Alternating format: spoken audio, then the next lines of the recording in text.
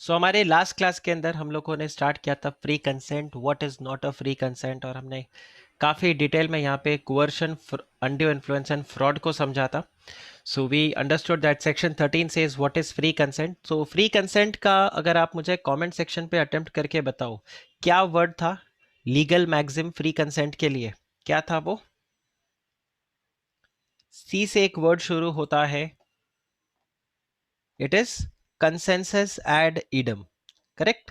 सो consensus ad idem ये आपका एक लीगल टर्म है, मैक्सिम है कोerशन के लिए, जिसका मतलब होता है meeting up of the minds in the same sense. तो अगर कंसेंसस सेम नहीं होंगे तो फिर वो आपका कॉन्ट्रैक्ट वैलिड नहीं होगा, एनफोर्सिएबल नहीं रहेगा. अब आपका कंसेंट क्यों फ्री नहीं रहता ये आपको बताता है सेक्शन 14. तो इसके 5 रीजन है: coercion, undue influence, fraud, misrepresentation and mistake. जिसमें शुरू के 4 में अगर आपका कॉन्ट्रैक्ट फॉल करता है तो कॉन्ट्रैक्ट बन जाएगा वॉइडेबल, विच मीन्स जिस पर्सन का कंसेंट फ्री नहीं था उसके ऑप्शन पे ये कॉन्ट्रैक्ट वैलिड भी हो सकता है, उसके ऑप्शन पे ये कॉन्ट्रैक्ट वॉइड भी हो सकता है. लेकिन अगर मिस्टेक हुआ तो डेफिनेटली आपके पास ऑप्शन नहीं है, कॉन्ट्रैक्ट वॉइड होगा. तो वॉइडेबल में अभी भी गुंजाइश है कि बात वापस से बन भी सकती है, बात बिगड़ भी सकती है, पर वॉइडेबल के अंदर बिल्कुल स्टोरी खत्म. ये आपको यहाँ पर ध्यान रखना है. फिर अगर आप आगे देखो कोerशन के लिए हमने देखा था, कोerशन में कुछ कुछ टर्म्स जो इंपॉर्टेंट थे. एक तो था आपके लिए इंडियन पीनल कोड. अगर आप कोई भी ऐसा एक्ट कर रहे हो जो कि इंडियन पीनल कोड में मना किया गया है, या फिर आप उसको कर रहे हो या आप उसकी धमकी दे रहे हो. Similarly if you are detaining to the property of the person, either you detain और यू थ्रेट टू डिटेन. और ऐसा आप क्यों कर रहे हो? आपका इंटेंशन है कि सामने वाला आपके कॉन्ट्रैक्ट के अंदर एंटर कर जाए, ठीक है, आपके साथ एग्रीमेंट में एंटर कर जाए, तो वो बन जाएगा कोerशन. और इसमें फर्दर हमने एक और पॉइंट देखा था कि इंडियन पिनल कोड कहाँ अप्लाई किया जा रहा है, मतलब कहाँ है, कहाँ एप्लीकेबल नहीं, उससे कोई फर्क नहीं पड़ता. So the place where the coercion is employed is not relevant. ये मैं इसको अंडरलाइन करके यहाँ पे लिख भी देता हूँ. Place where the coercion is employed, this is what, this is immaterial. Correct. अगर कोerशन लगा के आपने किसी भी जगह, कल को मार्स में पहुंच के वहां पर आपने अगर कोerशन किया तो भी कॉन्ट्रैक्ट क्या होगा, वॉइड होगा. फिर आप देखिए effect of coercion. So effect of coercion, the contract will become voidable, but as I mention, voidable at the option of the party whose consent was so obtained, right. ये point आपके पास रहता है. फिर हमने अनड्यू इन्फ्लुएंस देखा था. इसमें हमने देखा था कि क्या रीजन है. दो लोग जो कॉन्ट्रैक्ट में एंटर कर रहे हैं उसमें से एक पर्सन जो है उसके पास पावर है कि वो दूसरे का विल को डोमिनेट कर सके. One person is in the position to dominate the will of the other. अब ऐसा क्यों हो सकता है? 3 रीजंस थे. या तो आपके रियल या अपेरेंट अथॉरिटी है उसके ऊपर आपका, या फिर आप एक फिड्यूशरी रिलेशनशिप के अंदर हो, ठीक है, ट्रस्ट, और या फिर आपका मेंटल कैपेसिटी ऐसा है, वो चाहे टेम्परेरी बेसिस पे हो या परमानेंट बेसिस पे हो, कि आप कॉन्ट्रैक्ट में एंटर नहीं कर सकते या are dependent on the other person. ये हो सकता है due to age, this can be due to illness, और this can be due to body distress और मेंटल डिस्ट्रेस. फिर हमने यहाँ पे अलग अलग एग्जाम्पल्स को देखा था, इन सारे पार्ट्स को हमने कवर किया था. और अनकॉन्शियसेबल बार्गेन्स हमने देखा. ओनर्स ऑफ प्रूफ हमने देखा था. ये किसके ऊपर होता है? उसी इंसान के ऊपर जिसके ऊपर बर्डन ऑफ, मतलब basically who is in the position to dominate the will of the other. अब यहाँ पर अगर आप देखो, power to set aside the contract which is induced by undue influence, तो ये पॉइंट भी हमने यहाँ पर देखा. कोर्ट कॉन्ट्रैक्ट को या तो पूरी तरह से कैंसिल कर देगा या फिर उस कॉन्ट्रैक्ट को मॉडिफाई कर देगा और बोलेगा देखो जो भी यहाँ पे अनरीजनेबलनेस है उसको सेट असाइड करो, और जो वैलिड पॉइंट्स है उसको सामने रख के यहाँ पर कॉन्ट्रैक्ट को कंटिन्यू करते हैं. फिर हमने फ्रॉड के लिए देखा था. फ्रॉड में हमारा ऑब्जेक्टिव होता है to induce the other person to enter into contract to cheat. Okay, ये एक आपका ऑब्जेक्टिव रहता है. अब आप फ्रॉड कैसे कैसे कर सकते हो? You make a suggestion of a fact which is not true and you know that this is not true. या फिर आप कंसील करते हो किसी इंफॉर्मेशन को, और a promise which is made without an intention to perform it, और any other act which is fitted to deceive. या फिर कोई भी ऐसा एक्ट या कोई भी ऐसा ओमिशन जिसको लॉ बोलता है कि यार ये तो फ्रॉड की कैटेगरी में माना जाएगा, तो वो भी क्या हो जाएगा, फ्रॉड. अब मैं आपको बताता हूँ. Just yesterday I was in a meeting with one of my client and we were discussing only on this point, ये जो आता है ना, active concealment. So there were certain informations which was supposed to be declared. Okay, अब हम ये discuss कर रहे थे कि ये जो इन्फॉर्मेशन हमें यहाँ पे डिक्लेयर करना है, क्या ये डिक्लेयर करना चाहिए कि नहीं करना चाहिए, अगर करेंगे तो क्या कॉन्सिक्वेंस है, और अगर नहीं करेंगे तो यही वाला पॉइंट आ रहा था कि क्या इसको कंसीलमेंट माना जाएगा कि नहीं माना जाएगा। तो आपको ये हमेशा ध्यान रखना होगा। अब एक पॉइंट अगर आप देखो, जब भी हम बात करते हैं मटेरियल के लिए, जब भी हम बात करते हैं मटेरियल, मटेरियलिटी, ओके, या किसी बात का छुपाना, ये लॉ क्या प्रिस्क्राइब कर सकता है? Can law prescribe you that in बातों को अगर आपने छुपाया तो हम फ्रॉड मानेंगे, और इनको नहीं छुपाया तो हम उसको फ्रॉड नहीं मानेंगे? क्या इस तरह से एक लिस्ट बना के आपको दिया जा सकता है कौन सा इंफॉर्मेशन इंपॉर्टेंट है, कौन सा इंफॉर्मेशन इंपॉर्टेंट नहीं है, या किस बात को आपने छुपाया तो वो मटेरियल है या वो मटेरियल नहीं है? आप मुझे बताओ, क्या ये एक्टिव कंसीलमेंट माना जाएगा या नहीं? बताइए।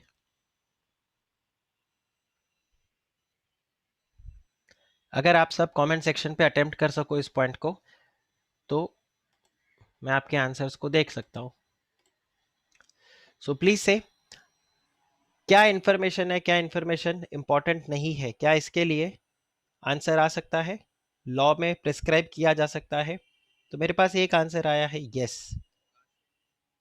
ओके, तो एक और आंसर आ गया यस। सो इसका आंसर है नो। देखो, ब्रॉडली आप वहां पे फिट इन कर सकते हो, पर कॉन्ट्रैक्ट एक्ट ये काम नहीं कर सकता। और कॉन्ट्रैक्ट एक्ट ऐसा क्यों नहीं कर सकता?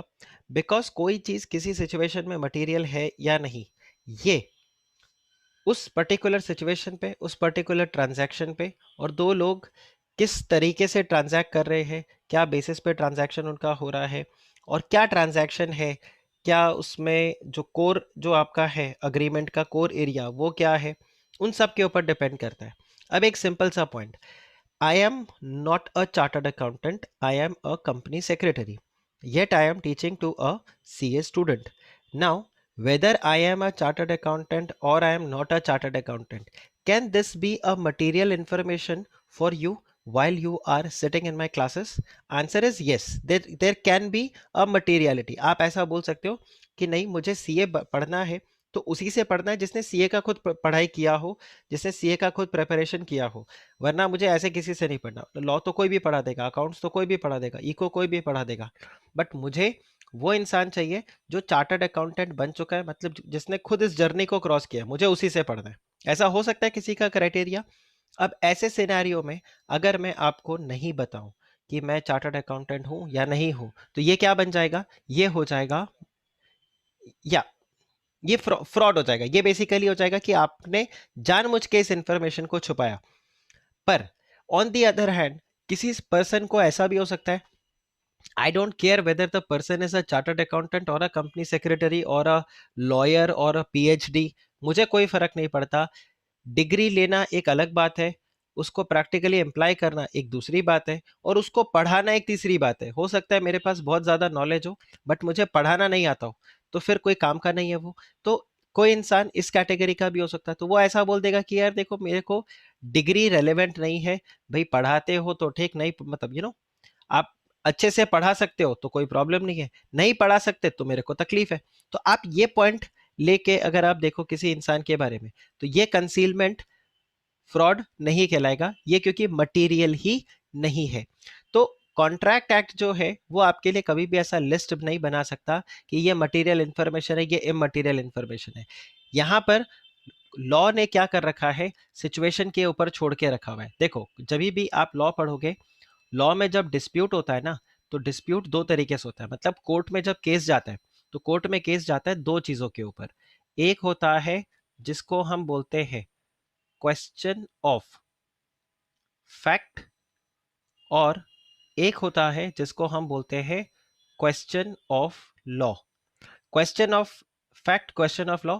कई बार ऐसा होता है कि यहाँ पे question of fact and law दोनों का मिक्स होता है, तो बेसिकली यहाँ पर मैं एक तीसरा कॉलम बना देता हूं जिसमें दोनों के दोनों यहां पर मिक्स्ड रहेंगे। अब एक simple example, someone say that, let's say मैंने ट्रैफिक सिग्नल को जंप किया, या ट्रैफिक सिग्नल को मैंने जंप नहीं किया, ठीक है? ये क्या होगा? This is going to be question of fact, question of law, और this is going to be mixed. There was red light at the signal, I had jumped the signal. Whether I have actually jumped the signal or I have not jumped the signal, this is going to be a question of fact. ये question of fact हो जाएगा. मैं वहां पे dispute करूंगा कि of course traffic police वाला बोलेगा सिग्नल रेड था फिर भी इन्होंने सिग्नल जंप किया. मैं बोलूंगा नहीं, सिग्नल रेड नहीं था, आप सीसीटीवी कैमरा देखो. यहाँ पे कानूनी पॉइंट पे नहीं आ रहा है. मैं उस बात पे डिबेट नहीं कर रहा कि मेरा चालान आप कर सकते हो कि नहीं कर सकते हो. मुझे भी, मैं इस बात पे अग्री कर रहा हूँ कि सिग्नल जब रेड हुआ है तो मेरे ऊपर केस मतलब आ सकता है और बेसिकली आप मेरे ऊपर पेनल्टी लगा सकते हो. बट पॉइंट ये कि मैंने सिग्नल जंप ही नहीं किया, तो ये बन गया क्वेश्चन ऑफ फैक्ट. दूसरा आता है क्वेश्चन ऑफ लॉ. एक simple example question of law. जब मैंने ट्रैफिक सिग्नल जंप किया तो वहां पर क्या पॉइंट आता है कि मुझे let's say I have to पे a penalty of let's presume 500 rupees. एक ऑप्शन मेरे पास ये है. दूसरा ऑप्शन मेरे पास ये है कि मैं कोर्ट में जाके, मतलब मेरा जो ट्रैफिक पुलिस वाला है वो मेरा लाइसेंस को जब्त कर ले और उसको मैं जाके कोर्ट से रिलीज करवाऊं. दूसरा ऑप्शन ये है. और तीसरा ऑप्शन ये रहता है कि मेरे पास यहाँ पे 15 डेज का टाइम पीरियड दिया जाएगा. ऐसा है नहीं बट एग्जांपल आपको मैं दे रहा हूँ जिसमें मैं पुलिस स्टेशन में आके या जो भी उसका सीनियर ऑफिसर है उसके पास आके रिपोर्ट कर सकता हूँ और अपने पॉइंट्स को रख सकता हूँ. एंड देन अकॉर्डिंगली मेरा जो बेसिकली पेनल्टी लगाना है नहीं लगाना है ये सब चीजें वहां पर हो सकता है. ठीक है, like I will get a, जिसको हम बोलते हैं reasonable opportunity of being heard. मैं बोल रहा हूँ हाँ मैंने सिग्नल को जंप किया बट मैंने सिग्नल को इसलिए जंप किया because I was in a medical emergency. तो वहां पर एक लॉ में ऐसा प्रावधान दिया हुआ है. ऐसा है नहीं बाय द वे, ठीक है, तो कल को करो और फिर बोलो आनंद सर ने ऐसा पढ़ा है. एग्जाम्पल मैं दे रहा हूँ, 500 का फाइन भी नहीं है रेगुलर. मैं आपको एग्जाम्पल दे रहा हूँ. तो ये आपके पास लॉ में लिखा गया that if you jump a traffic signal. यहां पर हम किस चीज के ऊपर झगड़ा कर रहे थे कि क्या मैंने ट्रैफिक सिग्नल जंप किया कि ट्रैफिक सिग्नल मैंने जंप नहीं किया. This is a question of fact. यहां पर आ रहा है कि मैंने ट्रैफिक सिग्नल जंप किया है, मैं अग्री कर रहा हूं, लेकिन क्या आप मेरे से मैंडेटरीली 500 रुपया ले सकते हो. मैं उसको पुलिस वाले को बोल रहा हूँ that listen, I am not going to pay you 500 rupees, take my licence, go to court. ठीक है, मेरा लाइसेंस को वहां पे जमा करो, मुझे कोर्ट से नोटिस आएगा, मैं कोर्ट में जाके बात करेगा, मुझे आपको 500 रुपया नहीं देना है. ठीक है, क्या मैं ऐसा पुलिस को बोल सकता हूं? Answer is yes, because law में इस तरह से प्रावधान दिया हुआ है कि अगर आप वायलेट करते हो तो आपके पास ये 3 चीजें हैं जो आप कर सकते हो. So if you don't pay the fine then your license can be kept with the police officer and he will deposit your license to the court and then you'll get a notice from the court और court में जाके आप फिर अपना जो भी बात है वहां पे रख सकते हो. दूसरा आपके पास ऑप्शन है कि 15 दिन के अंदर अंदर आप उनके ऑफिसर को आके रिपोर्ट कर सकते हो, reasonable opportunity of being heard. Police वाला पीछे पड़ा हुआ है कि नहीं 500 रुपीज का ही फाइन पे करना पड़ेगा, मैं ये सबको नहीं जानता, कोर्ट वोट रहने दो, वहां जाके आप झूठ बोलोगे ये करोगे. तो अब मेरा जो झगड़ा है वो झगड़ा किसके ऊपर है? Question of law.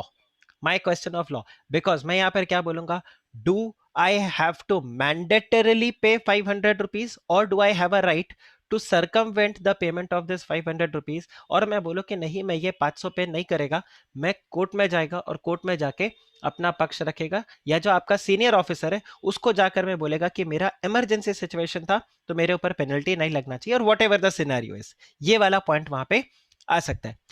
तीसरा आ जाता है question of fact and a question of law, mixed. ये दोनों का मिक्स हो जाता है. अब कई बार अगर आप देखते हो क्वेश्चन ऑफ लॉ और क्वेश्चन, एक इंसान किसी बिजनेस को कंट्रोल कर रहा है कि नहीं कर रहा है, ये क्या बन जाएगा आपका क्वेश्चन ऑफ फैक्ट भी और क्वेश्चन ऑफ लॉ भी. क्यों? क्योंकि आगे जाके देखो हम जब कंपनीज एक्ट पढ़ेंगे तो आप कहीं ना कहीं एक पॉइंट पढ़ोगे प्रमोटर के बारे में. ठीक है, आप प्रमोटर के बारे में पढ़ोगे कि कंपनी का प्रमोटर कौन होता है. आप सब ने आई थिंक अपने 12th में जो बिजनेस स्टडीज है, या I think OC is a subject, I don't remember the name, आप क्या बोलते हो, जो भी आपका रेस्पेक्टिव सब्जेक्ट होगा उस सब्जेक्ट में आपने कहीं ना कहीं कंपनी लॉ के बारे में पढ़ा होगा और उधर आपने प्रमोटर वर्ड सुना होगा. तो प्रमोटर आम भाषा में अगर हम बताएं तो हम क्या बोलते हैं, प्रमोटर इज अ पर्सन जो कंपनी को इनकॉर्पोरेट करता है, जो कंपनी को स्टार्ट करता है. बट कंपनीज एक्ट ऐसा नहीं बोलता. कंपनीज एक्ट में इनकॉर्पोरेशन वाला प्रमोटर नहीं होता. कंपनीज एक्ट के अंदर 3 पॉइंट्स दिए हुए हैं, अगर आप ये 3 पॉइंट में फॉल करते हो तो you are the promoter of the company. उसमें से एक पॉइंट क्या है, that if you are controlling the operations of the business. अब आप कंट्रोल कैसे कर सकते हो? भाई मेरे पास मेजॉरिटी शेयर होल्डिंग है तो जैसा मैं बोलेगा वैसा होगा. यही होता है ना, जिसके पास मेजॉरिटी होता है वो बोलता है कि जैसा मैं बोलूंगा वैसा चलेगा. अभी इंडिया में लेट्स से बीजेपी गवर्नमेंट के पास मेजोरिटी है, तो जो भी लॉज बीजेपी बनाना चाहे वो बना सकता है। महाराष्ट्र के अंदर आप बोलोगे, महाराष्ट्र अखाड़ी जो ये जो अलायंस बना है शिवसेना कांग्रेस एंड एनसीपी के अंदर, वो आप क्या बोलोगे, now they have the majority, so therefore they can control the government, right? So same thing यहाँ पर आता है कंट्रोल। अब पॉइंट ये है कि मेरे पास मोर देन 50% शेयर्स है इन द कंपनी, और मैं बोलता हूं मैं कंट्रोल कर रहा हूं, बट क्या मैं 40% पे भी कंट्रोल कर सकता हूं कंपनी को? अब ये क्या बन जाएगा, question of both fact and law, दोनों के दोनों। यहां पर कैसे देखा जाएगा कि यार देखो 40% पे मैं कंट्रोल कर सकता हूं कि नहीं कर सकता हूं, इसमें एक तो लॉ देखा जाएगा। लॉ के अंदर मैं कैसे बताऊंगा, देखो थोड़ा सा मैं हाई लेवल का पॉइंट बता रहा हूं, तो हो सकता है आप 100% कनेक्ट नहीं भी करो, so don't worry on that part, but I am telling you कि इस तरह से प्रोविजंस होता है। 40% में मैं कैसे कंट्रोल कर सकता हूं, देखो if I am holding let's say 52% out of 100, तो मेरे पास क्लियर कट मेजोरिटी है। लेकिन अगर मैं बोलूं मैं 100 में से खाली 40 होल्ड करता है, तो देखो मेरे पास मेजोरिटी तो नहीं है, लेकिन मैं ये बोलता हूं जब जनरल मीटिंग होता है तो ये 100 के 100 शेयर होल्डर्स मीटिंग में नहीं आते। उस वक्त मीटिंग में देखा गया खाली 70 लोग ही मीटिंग के अंदर आते हैं, और उस 70 में आप देखो मेरे पास 40 शेयर्स है। आ रहा है आपको समझ में? तो in this scenario you will say that effectively अगर आप देखो तो 40 डिवाइडेड बाय 70 मेरे पास इफेक्टिवली कितना है, मेरे पास 57% वोटिंग राइट्स है। ठीक है, ये जो 30 लोग हैं ये मीटिंग के अंदर नहीं आते, और क्योंकि ये मीटिंग में नहीं आते तो उनका वोट काउंट नहीं होता, तो उनका वोट जीरो होता है, न्यूमरेटर भी जीरो डिनोमिनेटर भी जीरो। तो खाली 70 लोग वोट करते हैं और 70 में से 40 तो मेरे पास ही है, तो यहां पर मेरे पास इफेक्टिवली कितना 57% है। तो ये आपके लिए क्या बन गया, this is both question of fact as well as the question of law. फिर यहां पर आता है कि देखो मेरे पास कंपनी में सिर्फ लेट्स से 25% शेयर्स है। ठीक है, अब 25 आउट ऑफ 100, तो देखो बिल्कुल ही मेरा स्टेक मतलब मेजोरिटी से तो मैं बहुत बहुत पीछे हूं। पर ये 25% होने के बाद भी ऐसा देखा गया है कि डायरेक्टर्स को जो मैं बोलता हूँ वो मानते हैं। मैं बोलता हूँ कि चलो आप डिविडेंड इतना बांटो तो वो उतना डिविडेंड बांटते हैं। मैं बोलता हूँ चलो इस इंसान को कंपनी के डायरेक्टर बना दो तो वो डायरेक्टर बनाते हैं। मैं बोलता हूँ इसको निकाल दो तो उसको निकाल देते हैं। मैं बोलता हूँ चलो इस बिजनेस में पैसा लगाओ तो वो इस बिजनेस में पैसा लगाते हैं। मैं बोलता हूँ बोनस इशू लाओ तो वो बोनस इशू लाते हैं। इसको लॉ में एक टर्म बोला गया है अकस्टम्ड टू एक्ट। ठीक है, थोड़ा सा हाई लेवल है, बट आई होप आप शायद इसको कोरिलेट कर पाओगे। अकस्टम टू एक्ट, तो अकस्टम टू एक्ट का क्या मतलब होता है कि एक इंसान कॉन्टिन्यूसली आपकी बात को मान रहा है और आपको ना नहीं कर रहा है और ना वो ना कर सकता है। ठीक है, अब ये किसी भी वजह से हो सकता है, तो उसको हम क्या बोलते हैं, this person is accustom to act. Like अगर आप मेरी बात कॉन्स्टेंटली मान रहे हो तो आप क्या बोलोगे, that I am accustom to act on the advice of Anand sir. तो ये हो गया अकस्टम टू एक्ट। ठीक, सो ये क्या बन गया, again mixed question of fact and law, because if you are accustom to act, ये कहां से चलेगा, क्वेश्चन ऑफ फैक्ट से। If you are accustom to act then you are doing the control, control कहां पर मिलता है, क्वेश्चन ऑफ लॉ। तो इस तरह से करके कई सारे क्वेश्चंस दिखते हैं। तो आप यहां पर एक चीज ध्यान रखना, क्या चीज मटेरियल है और क्या चीज मटेरियल नहीं है, ये लॉ कभी भी नहीं बता सकता। हाँ, कुछ स्पेसिफिक लॉ होगा वो बता देगा कि देखो इन बातों को अगर आपने छुपाया तो हम मानेंगे कि ये गड़बड़ है। जैसे जब आप सेबी रेगुलेशंस को देखोगे, जब आप स्पेसिफिकली कंपनीज एक्ट को देखोगे, या और भी आप अलग अलग रेगुलेशंस को जब देखोगे, तो वहां पर आप बोल सकते हो कि हाँ इन इन स्पेसिफिक लॉ के अंदर बोला गया है कि इन पॉइंट्स को अगर आपने, तो इसीलिए ये वाला पॉइंट दिया है, सच एक्ट और omission as the law specifically. तो लॉ कौन सा, इस तरह से करके, for example companies act, SEBI act, right, और अलग अलग एक्ट्स जो है रेगुलेशंस है, वो अगर स्पेसिफिकली बता दे कि इस बात को अगर आपने छुपाया तो हम इसको फ्रॉड मानेंगे, तब तो वो फ्रॉड है। लेकिन कॉन्ट्रैक्ट एक्ट क्या कभी ऐसा लिस्ट बता सकता है, answer is no. Contract act हमेशा क्या बोलेगा, this is going to be a question of fact. हर सिचुएशन में क्या मटेरियल है क्या मटेरियल नहीं है, वो क्या होगा, it will be a question of fact. Okay, फिर हमने सेकंड पॉइंट देखा था, mere silence visit will it amount to fraud, और मैंने आपको बताया था ये एक इंपॉर्टेंट क्वेश्चन है एग्जाम परस्पेक्टिव से। तो मियर साइलेंस कब फ्रॉड बनेगा, जब आपकी ड्यूटी थी बोलने की और आप फिर भी चुप रहे, तो इसको फिर क्या मान लिया जाएगा, फ्रॉड। और वहां पर हम क्या बोलते हैं, और दूसरा सिचुएशन क्या होता है, where silence is equivalent to speech, जहां पर आप जो चुप हो वही स्पीच के बराबर है, तो फिर हम क्या बोलेंगे, you have committed a fraud. तो ये broad हमारे पास provisions है with respect to the silence. फिर आगे हमने यहाँ पर देखा था कुछ एग्जाम्पल्स को, और मैंने आपको बोला था ये सारे एग्जाम्पल्स रिपीट होंगे जब हम पढ़ेंगे concept of caveat emptor. Fraud के अंदर क्या हो सकता है? फ्रॉड में आपके पास दो ऑप्शन होगा, या तो आप कॉन्ट्रैक्ट को कैंसिल कर दोगे, ठीक है, और अगर आप कैंसिल करते हो तो फिर आप यहाँ पे डैमेजेस भी क्लेम कर सकते हो. ध्यान रखना, कोअर्शन में आप डैमेजेस क्लेम नहीं कर सकते, कोअर्शन में सिर्फ आप कॉन्ट्रैक्ट को रिसाइंड कर सकते हो, सिर्फ कैंसिल कर सकते हो. तो कैंसिल से भी अच्छा वर्ड यहाँ पर जो होगा वो क्या रहेगा? Rescind. You can rescind the contract, you can cancel the contract, and you can also claim for the damages. दूसरा आपके पास ऑप्शन क्या है? You can demand the specific performance. भाई जैसा आपने बोला था बिल्कुल वैसा. इफ यू रिमेंबर, मैंने आपको एक पॉइंट बताया था, दिस फिर हेरा फेरी वाला तोतला तिवारी जो बोलता है, हाँ 21 दिन में पैसा डबल, तो बोला तुम तो 25 दिन में पैसा डबल करने वाले थे, तो मुझे तो 40 लाख रुपया ला के दो. या फिर आप बोल सकते हो चलो कोई बात नहीं, इसने फ्रॉड भी किया तो भी कोई दिक्कत नहीं है, I am still happy with it, karma is a bitch, कभी ना कभी उसको उसका कर्मा देखा जाएगा, रहने दो, मुझे कुछ नहीं करना. तो you can still make the contract as valid and you can go ahead. तो आप उसको बेसिकली रेटिफाई कर सकते हो और आप वहां पर आगे जा सकते हो कॉन्ट्रैक्ट के साथ. तो आपके पास ये तीन ऑप्शन है विद रिस्पेक्ट टू फ्रॉड. फिर मेरा साइलेंस वाला पॉइंट हमने देखा था, silence is considered as fraud. ये देखना, ये एक आपका important question from your exam perspective ये बन सकता है. फिर आगे आपके पास यहाँ पे मिसरिप्रेजेंटेशन. तो मिसरिप्रेजेंटेशन के अंदर अगर आप देखो तो इसमें आ जाता है पॉजिटिव असर्शन. तो यहाँ से हमें आज के लेक्चर का स्टार्ट करना है. तो इसमें आ जाता है misrepresentation, it means and includes. अच्छा, ये वाला पॉइंट भी मैं आपको बता देता हूँ. देखो मैं आपको, क्योंकि आप फर्स्ट टाइम लॉ पढ़ रहे हो, तो मुझे लगता है कि आपको थोड़े थोड़े इधर इधर के पॉइंट्स भी मुझे साथ साथ में बताते रहना चाहिए. जैसे आज मैंने आपको बताया कि जब लॉ में झगड़ा होगा तो question of fact, question of law, और it can be a mixed question of fact as well as a question of law. Similarly जब आप यहाँ पे डेफिनेशंस को देखोगे, ठीक है, तो डेफिनेशंस आपको लॉ में कैसे मिलेंगे? एक आपको डेफिनेशन मिलेगा जिसमें वर्ड लिखा रहेगा मीन्स, ठीक है, दिस मीन्स, तो ये आ गया. एक आता है जिसको हम बोलते हैं इंक्लूड्स.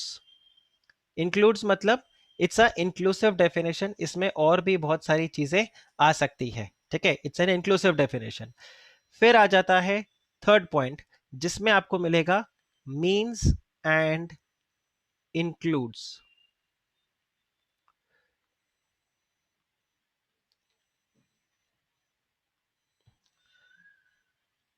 मीन्स एंड इंक्लूड्स आ जाएगा. देखो मीन्स वाला जो डेफिनेशन है उसको बोला जाता है it's an exhaustive definition.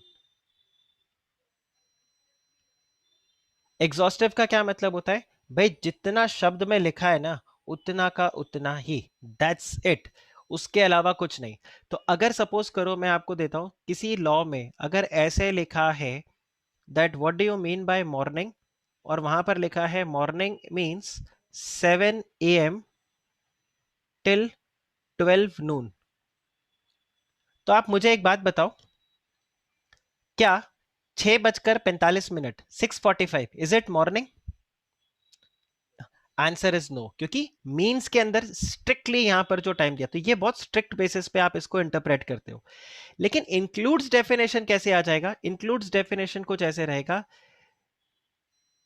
Morning time includes, इसको हम बोलते हैं inclusive, this is an inclusive definition. और इंक्लूसिव डेफिनेशन में आ जाता है, जैसे आपको मैं एग्जांपल दूं, that morning time includes, let's say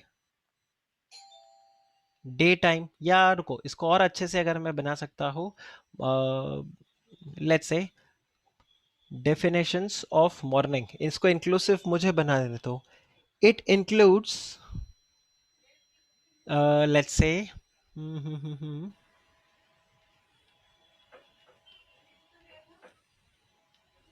from sunrise till Noon.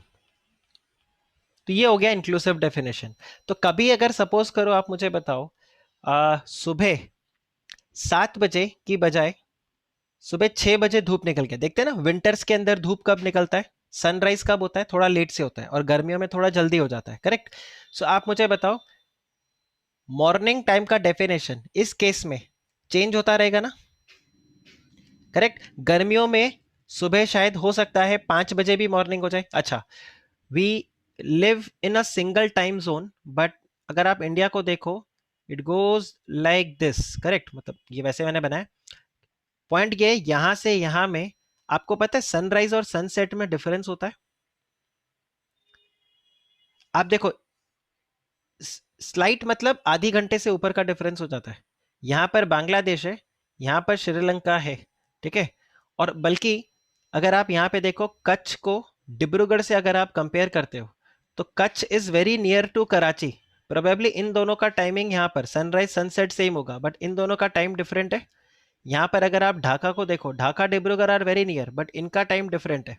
Same way आप श्रीलंका और चेन्नई को देखो, इनका टाइम वैसे सनराइज सनसेट सेम होगा, बट इनका टाइम जोन डिफरेंट होगा। तो इंडिया में क्या होता है कि यहाँ पर सनराइज हो सकता है, सी सपोज आसाम के अंदर मैं आपको बताता हूँ, वहां पर मॉर्निंग 4:30 पे भी सनराइज हो जाता है, जो यहाँ पर आपको 5:30 को देखने को मिलेगा। तो आप यहाँ पे देखो, इधर का मॉर्निंग कुछ और होगा, इधर का मॉर्निंग कुछ और होगा, है कि नहीं? आया समझ में? अब मीन्स एंड इंक्लूड्स का डेफिनेशन अगर मैं आपको दोनों को ऐड कर दूं, तो आप यहां पे फिलहाल दोनों को ऐड कर दो। ये जो दोनों डेफिनेशन है ना, इन दोनों डेफिनेशन को ऐड कर दो। इफ यू रिमेंबर, मैंने आपको बोला था कि फर्स्ट वाले केस में सुबह 6 बजे क्या मॉर्निंग होगा क्या, तो आपने बोला आंसर इज नो। अगर मीन्स एंड इंक्लूड्स दोनों आ गया, तो इसमें ऐसे हो जाएगा, morning time means a time period from let's say 7 AM to 12 noon। और फिर आपको वो बोल देगा and it includes sunrise till Noon time.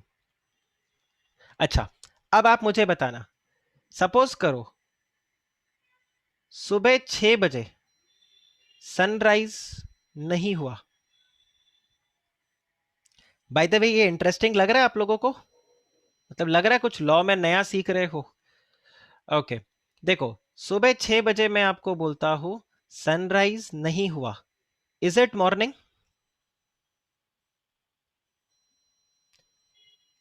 मैं ये अलग अलग एग्जांपल्स आपको दे रहा हूं, अब आप मुझे बताओ, सुबह 6 बजे सनराइज नहीं हुआ, is it morning?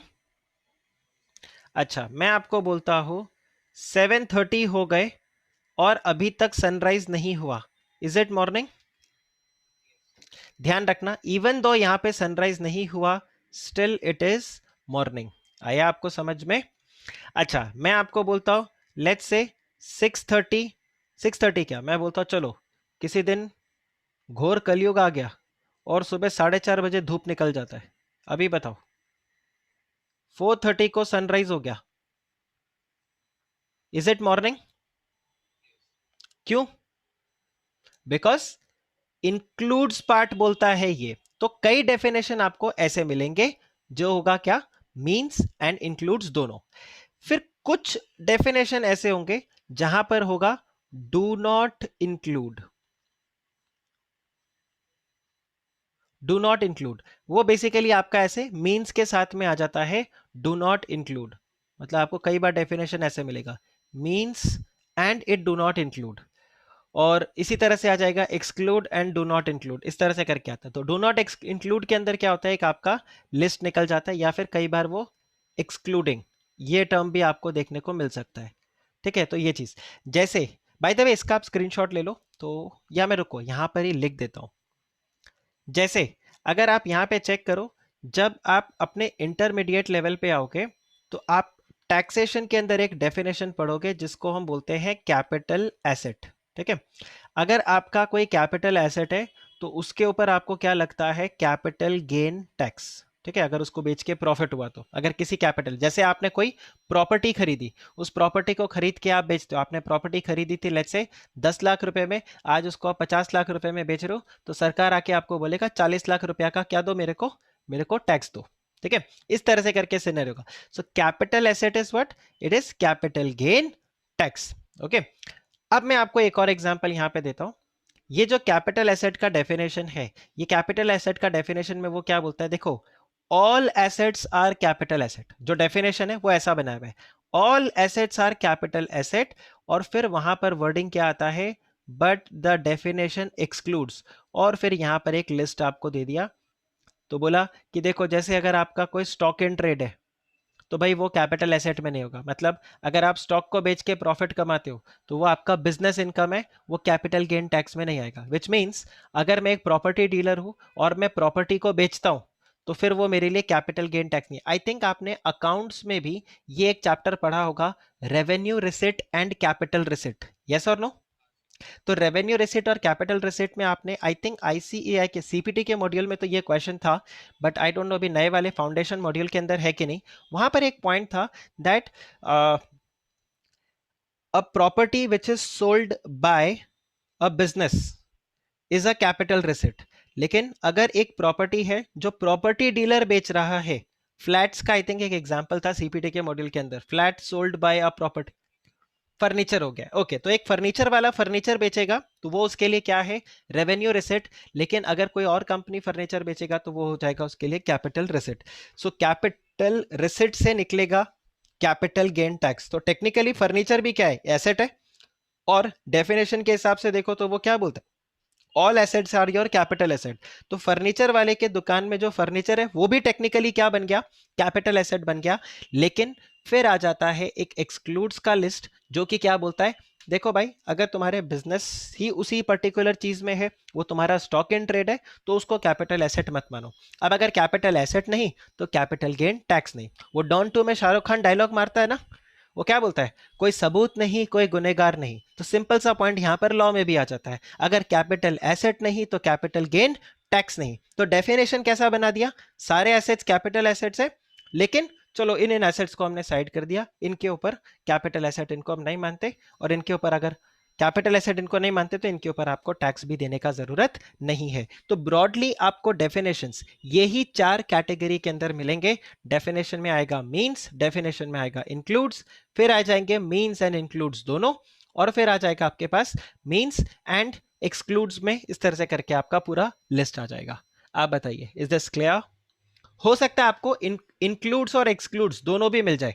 The definition में have it includes this but it excludes this, तो ऐसा भी आपको वहां पर देखने को मिल सकता है। ओके, तो इसका आप स्क्रीनशॉट ले लो क्योंकि ये पावर पॉइंट प्रेजेंटेशन का पार्ट नहीं होगा, तो आपके लिए ये बेनिफिशियल रहेगा। May be you can refer this somewhere. हालांकि जब आप इंटरमीडिएट लेवल पे आओगे तो आप एक चैप्टर पढ़ोगे इंटरप्रिटेशन ऑफ स्टैट्यूट्स, तो इंटरप्रिटेशन ऑफ स्टैट्यूट्स में आपको ये देखने को मिलेगा। ओके, फिर आप देखो यहां पर आ रहा है आपके पास misrepresentation. Misrepresentation means and includes, तो ये दोनों वर्ड आ रहे हैं। Misrepresentation means and includes, यहां पर एक वर्ड है पॉजिटिव असर्शन। मैं इसका स्ट्रेट अवे एनालिसिस आपको नहीं बता रहा क्योंकि यहाँ पर कुछ कुछ अच्छे टर्म्स है जो मुझे लगता है आपके साथ डिस्कस करना चाहिए। एनालिसिस प्रोबेबली फिर आपके लिए बहुत इजी हो जाएगा। असर्शन का क्या मतलब होता है, असर्शन का मतलब होता है जब आप अपनी कोई बात रखते हो, ठीक है, जब आप अपनी कोई बात रखते हो, आप कोई अपनी अजम्पशन को उठाकर रखते हो या कोई भी बात को आप वहां पर रखते हो कि देखो ये चीज ऐसा है, आप एक स्टेटमेंट दे रहे हो जो कि एक फैक्ट की तरह। तो ये देखो, ये यहाँ पर जो वर्ड दिया हुआ है स्टेटमेंट ऑफ फैक्ट, ये हो जाता है असर्शन। अच्छा, आप एक पॉजिटिव असर्शन दे रहे हो जबकि आपको पता है, नहीं सॉरी, जबकि वो जो पॉजिटिव असर्शन है which is not true, but यहां पर डिफरेंस क्या है, you believe it to be true. तो आपको जो मैंने एग्जांपल दिया था, मैं आपको एक घड़ी बेच रहा हूं saying that this is made in Switzerland, और मैं को खुद को भी लग रहा है कि बॉस ये मेड इन स्विट्जरलैंड है, मैं इसी के लिए तो आपको मेड इन स्विट्जरलैंड बनाकर बेच रहा हूं, पर बाद में पता चलता है that is made in China. तो यहां पर ये आपके लिए गड़बड़ हो जाएगा। सो positive assertion, so a positive assertion in a manner which is not warranted by the information of the person making it of that which is not true. So a positive assertion is made which is not true though I believe it to be true, then in that case ये आपके लिए क्या हो जाएगा, misrepresentation। अब यहां पर आप देखना, not warranted by the information of the person making it, मतलब आप जिसके लिए ये इंफॉर्मेशन दे रहे हो उसने इस इंफॉर्मेशन को ऑथेंटिकेट नहीं किया है। इसके लिए मेरे को लगता है आपको स्ट्रेट अवे मुझे एक एग्जांपल देना चाहिए। आप ये एग्जांपल देखो, ए यहां पर क्या कर रहा है, ए यहां पर बी को एक इंफॉर्मेशन देता है और क्या बोलता है कि सी जो है वो कंपनी का डायरेक्टर बन जाएगा। ठीक है, आपको पॉइंट समझ में आया? ए बी को एक टिप दे रहा है, एक पॉजिटिव स्टेटमेंट दे रहा है, और क्या बोल रहा है, भाई सी जो है ना वो कंपनी का डायरेक्टर बन जाएगा। अच्छा, ए को खुद को भी लग रहा है कि हाँ सी डायरेक्टर बन जाएगा, हालांकि सी ने कुछ भी कम्युनिकेट नहीं किया ए को। ए को खुद को लग रहा है कि सी कंपनी का डायरेक्टर बन जाएगा, और वो ये इंफॉर्मेशन पास ऑन कर देता है बी को। तो आप ये देखो, A makes a positive statement to B that C will be made the director of the company. Now A makes the statement on the information derived. अब ध्यान रखना, derived not directly from C but from M. तो A को ये information किसने दिया, M ने दिया, C ने नहीं दिया। M has given this information to A that C will be made the director of the company, और फर्दर A ये इंफॉर्मेशन क्या कर रहा है, B को फॉरवर्ड कर रहा है। टिपिकल गॉसिप जैसा हो जाएगा। M has given one information to A that C will be made the director of the company, और फर्दर A यही इंफॉर्मेशन B को भेज देता है। अब B क्या करता है, B उस कंपनी के शेयर्स के ऊपर अप्लाई कर लेता है। लेट्स से C कौन है, C हो गए यहाँ पे let's say Ratan Tata ji. Okay, आप ये देखो सी हो गए रतन टाटा जी। तो रतन टाटा जी का नाम अगर किसी कंपनी के साथ जुड़ जाए तो ऑटोमेटिकली उसका ट्रस्ट फैक्टर, उसका जो वैल्यू है वो बढ़ जाता है। तो बी ने वही किया, यहां पर उस कंपनी के शेयर्स को खरीद लिया। B applies for the shares on the faith of the statement which later on turns out to be false. बाद में पता चलता है नहीं नहीं, रतन टाटा जी जो इस केस में हमारे सी है ये कंपनी के डायरेक्टर नहीं बनेंगे। तो अब आप इस केस में क्या बोलोगे, ए ने फ्रॉड किया या ए ने मिस रिप्रेजेंटेशन दिया यहां पे? तो यहां आंसर होगा ए ने मिस रिप्रेजेंटेशन। इसमें दो रीजन है, एक तो क्या, ए खुद भी बिलीव कर रहा था, ठीक है। मिस रिप्रेजेंटेशन के दो रीजन है। तो देखो, जो लॉ में मैं आप लोगों को बोलता हूं ना, आपका अंडरस्टैंडिंग स्ट्रांग होना चाहिए। तो एक पर्टिकुलर केस है तो आपको पता होना चाहिए वेदर इट्स अ फ्रॉड और it's a misrepresentation. So we say this is a misrepresentation. Why we say this is a misrepresentation? फिलहाल मैं यहाँ पे एम नहीं लिखता हूं क्योंकि दो लोग, मतलब दो एम है यहाँ पर तो गड़बड़ हो जाएगा। This is miss representation. Now, why this is misrepresentation? It is because of two reasons.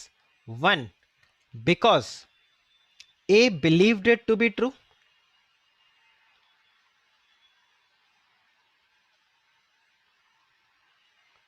And दूसरा, ये जो इंफॉर्मेशन था, this was received from M and not C. M यहां पर क्या हो गया, M is a third party. उसको ये इंफॉर्मेशन थर्ड पार्टी से मिला था, सी से खुद नहीं मिला। सी अगर ये बात ए को बोलता कि मैं कंपनी का डायरेक्टर बनने वाला हूं, और फिर वो डायरेक्टर नहीं बनता, तो हम क्या बोलते, सी ने फ्रॉड किया। तब भी हम ए के ऊपर नहीं बोलते क्योंकि ए तो बिलीव ही कर रहा था। तो मिस रिप्रेजेंटेशन ये आपके लिए बन गया। Does this make sense to all of you? ये देखो, ये जो सेकंड हैंड बोला है, डज दिस मेक सेंस? तो यहां पर आ रहा है कि एक इंसान क्या कर रहा है, एक पॉजिटिव असर्शन कर रहा है। देखो, नॉर्मली मैं आप लोगों को यही बोलता हूं कि आप जो एनालिसिस वाला पार्ट है वैसे आंसर को लिख लो तो चलेगा। मेरे से आई डोंट नो व्हाट्सएप पे आपके बैच में से किसी ने पूछा था या किसी ने प्रीवियस बैच में से पूछा था जो करंट अटेम्प्ट दे रहे, someone had asked me that sir law में क्या लैंग्वेज लिखना चाहिए, हमें इसी तरह से लिखना है। तो मैंने आपको हमेशा यही बताया कि आप बेसिक इंग्लिश लिख सकते हो, मतलब आप ये एनालिसिस वाला जो लैंग्वेज है ये भी लिख सकते हो without coating the section. But यहां पर मैं आपको बोलूंगा अगर आप ये वर्ड लिख सको, एक तो ध्यान रखना ये पॉजिटिव अजम्पशन नहीं है, this is positive assertion. I think 5 7 8 9 10 12 15 12 practice कर लोगे तो आपको वैसे ही याद हो जाएगा, राइट? क्योंकि आप बार बार, जब मिसरिप्रेजेंटेशन एक ऐसा टर्म है जो बहुत बार आपको मल्टीपल एग्जांपल्स, मैंने जानबूझ के ऐसा बोला है 5 7 15 20 बार, क्योंकि आप इतने क्वेश्चंस तो मिसरिप्रेजेंटेशन के ऑलरेडी प्रैक्टिस कर लोगे। जब आप पास्ट ईयर क्वेश्चंस करोगे, आरटीपी करोगे, प्रैक्टिस पेपर करोगे, राइट, तो आपको ऑटोमेटिकली ये वाला टर्म दिमाग में सेट हो जाएगा। तो जब भी मिसरिप्रेजेंटेशन का वर्ड आएगा तो आप ये बोलना एक पॉजिटिव असर्शन किया गया था, अ positive assertion was made which is not true but it was made by the person who believed it to be true. So in that case this is what, this is misrepresentation. फिर आता है any breach of duty without an intention to deceive, तो ये आ जाता है breach of duty. तो breach of duty का क्या मतलब है? ब्रीच मतलब मैंने आपको बोला तोड़ना, ठीक है। अगर आप भरोसा तोड़ते हो तो हम ये नहीं बोलेंगे you have broken my trust is now breached, आपको ये पॉइंट बताना होगा। There is a breach of trust and confidence now because आपने मेरे को झूठ बोला। तो ब्रीच मतलब तोड़ना, ठीक है, भरोसे को तोड़ना इज ब्रीच ऑफ ट्रस्ट। आपकी जो ड्यूटी थी उसको आपने तोड़ा तो हम उसको क्या बोलेंगे? There is a breach of duty. कई बार आपने हॉलीवुड मूवीज में या आई थिंक आप तो बॉलीवुड मूवीज के अंदर भी आपने ये डायलॉग सुना होगा, यहां पर सिक्योरिटी ब्रीच हुआ है, there was a security breach, तभी ये अटैक हुआ वरना ये अटैक नहीं हो सकता था। सिक्योरिटी ब्रीच, ठीक है। तो ये ब्रीच वर्ड आप याद रखना, तोड़ना। तो any breach of duty, but this is important, without an intention to deceive, मतलब मेरा इंटेंशन देखो, सिक्योरिटी मतलब ड्यूटी का ब्रीच हुआ है बट मेरा इंटेंशन चोरी करने का नहीं था, चीट करने का नहीं था, ना ही मेरा इंटेंशन था कि मैं कोई गेन लूं, कोई अनड्यू एडवांटेज अपने लिए लूं, ठीक है। Gain and advantage to the person, मेरा ये इंटेंशन नहीं था, ठीक है। मेरा बस खाली क्या था, मेरे से, मैं ये नहीं बोल रहा हूं कि गड़बड़ नहीं भाई, गड़बड़ हुआ है बट मेरा इंटेंशन नहीं था चीट करने का। By the way this becomes a perfect case of question of fact as well as question of law. अरे समझ में आया कि पहला पॉइंट तो ये कि जो चीज मैंने आपको नहीं बताया या जो चीज मेरे से मैंने किया है, whether it is a breach of duty और नॉट, पहला पॉइंट तो ये। और दूसरा कि क्या मेरा इंटेंशन सही था कि नहीं था। अब intention is always going to be the question of fact, ठीक है। तो ये आपके पास आ जाता है question of fact and question of law. तो क्या मेरा इंटेंशन था, there was a breach of duty but there was no intention to cheat, there was no intention to deceive, तो भी ये क्या बन जाएगा आपके लिए? This is going to be a breach of contract. और फिर क्या होता है? मिस रिप्रेजेंटेशन इंक्लूड्स कॉजिंग, लेकिन कैसे? इनोसेंटली। एक पार्टी को आप बोतल में उतार लेते हो कि भाई तुम कॉन्ट्रैक्ट कर लो मेरे साथ। A party to an agreement to make mistake as to the substance of the thing in the subject, ठीक है। आप किसी को बिलीव करवा देते हो कुछ और उसको बोतल, वही जो मैंने आपको टर्म बताया कि आप किसी को बोतल में उतार लेते हो कॉन्ट्रैक्ट में एंटर करने के लिए, तो ये आपके लिए क्या हो जाएगा? और ये गलती से हो जाता है तो फिर ये क्या हो जाएगा आपके लिए? Misrepresentation. तो मिस रिप्रेजेंटेशन में तीन चीजें ध्यान रखना।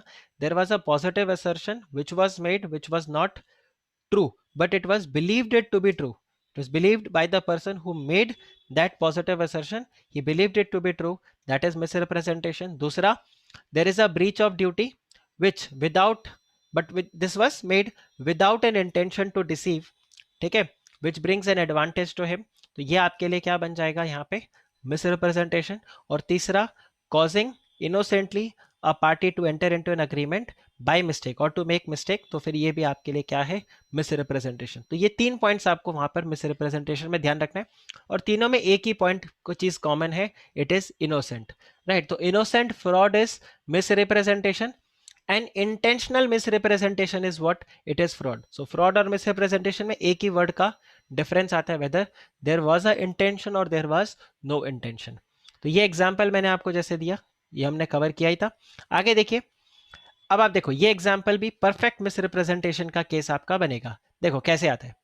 ए believed that the engine of the motorcycle is in the excellent condition. अब ए कौन है? ए भाई लेट्स से वर्कशॉप का इंजीनियर है, गराज है उसका, सोडी भाई अपना तारक मेहता वाला सोडी है। वो बोलता है भाई ये जो मैं स्कूटर बेच रहा हूँ, ये जो मैं बाइक बेच रहा हूँ, इसका इंजन एकदम चंगा सी, ठीक है, तुसी ले लो, कोई प्रॉब्लम ना है, 80 इतने बैठे, कोई प्रॉब्लम होएगा तो 80 सॉल्व करांगे, तुसी बाइक ले लो, राइट। एकदम सोडी पूरा कॉन्फिडेंस के साथ बोल रहा है। अच्छा, सोडी को खुद को भी नहीं पता भाई कि ये जो बाइक था, ठीक है, ये जो बाइक है उसका इंजन खराब है। हालांकि सोडी की ड्यूटी है, अगर वो बाइक बेच रहा तो एक बार इंजन को चेक कर ले, लेकिन वो बोलता है यार इंजन सही है, जब मैं लेकर आया था तब बिल्कुल सही था, ये बाइक को लेके आया, इसको मैंने खुद से रिपेयर किया and everything is doing good. So A, without getting it checked in the workshop, told to be that the motorcycle was in excellent condition, और उसने क्या कर दिया? ये मोटरसाइकिल लेके बेच दिया बी को। बी लेट्स से हमारा भिड़े भाई। अब आप खुद ही सोच के देखो, अगर एक अच्छे कंडीशन का मोटर बाइक बोल के बीड़े को कोई खराब मोटरसाइकिल बेच दे तो क्या हालत होगा, ठीक है, पोपटलाल की तरह वो दुनिया हिलाने लग जाएगा। तो यहां पर अब बी क्या बोलेगा कि देखो भाई, I have purchased the motorcycle from you. आपने बोला था कि मोटरसाइकिल जो है वो एक्सेलेंट कंडीशन में है, लेकिन इसका तो इंजन क्या है, डिफेक्टिव है। तुम तो फ्रॉड कर रहे हो। तो यहां पर आप मुझे बताओ, क्या सोडी भाई ने फ्रॉड किया? Answer is no. क्यों फ्रॉड क्यों नहीं किया? बिकॉज ये रिमिस, yes, he believed that the engine is good, right? He believed that the motorcycle is in the excellent condition, और उसने फिर उसको नॉर्मल कोर्स में जैसे बेचता उसने उसको बेच दिया। His intention was not to cheat. Had Sodi known that bike का इंजन खराब है तो वो उसको नहीं बेचता। लेकिन हाँ, अगर उसको पता था कि बाइक का इंजन खराब है और फिर भी उसने उसको बेचा, तो फिर यहां पर क्या बन जाएगा, फ्रॉड। आप मुझे बताओ, क्या ये केस आपको क्लियर हुआ? A's statement is considered as misrepresentation because जो भी उसने statement दिया that has turned out to be false, plus there was no intention to cheat. There was no intention to cheat, plus A believed it to be true.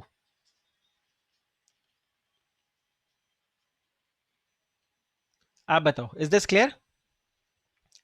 अब मैं आपको बताता हूं, exam में इसका एक एक्सटेंडेड क्वेश्चन आ गया था, ठीक है। इसका एक्सटेंडेड क्वेश्चन मैं आपको लिख के यहां पे बता रहा हूं, और आप मुझे बताओगे कि यहां पर क्या सिचुएशन होना चाहिए। Now think like a chartered accountant, think like a contract act expert, कि आपको कॉन्ट्रैक्ट एक्ट, तो आपके भावनाओं में क्या बहता है वो मत बताना, कॉन्ट्रैक्ट एक्ट के पॉइंट ऑफ व्यू से आप सोच के इसका आंसर देना, ठीक है। You can take your time, but आप इसका आंसर करना। यहां पर जब पता चलता है बी को कि ये जो मोटरसाइकिल का इंजन है ये खराब है, वो ए के पास आता है, धूम धड़ाका करता है। Now tell me what all options B have. B के पास क्या ऑप्शंस है?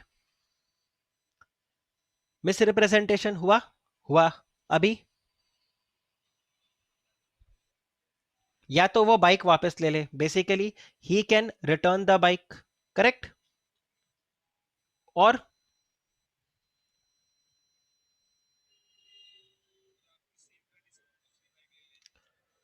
ओके, रिटर्न द बाइक, और लेट्स से दूसरा यहां पर आ रहा है एक्सचेंज करवा ले। रिटर्न द बाइक से मतलब है वो अपना रिफंड मांग लेगा, करेक्ट।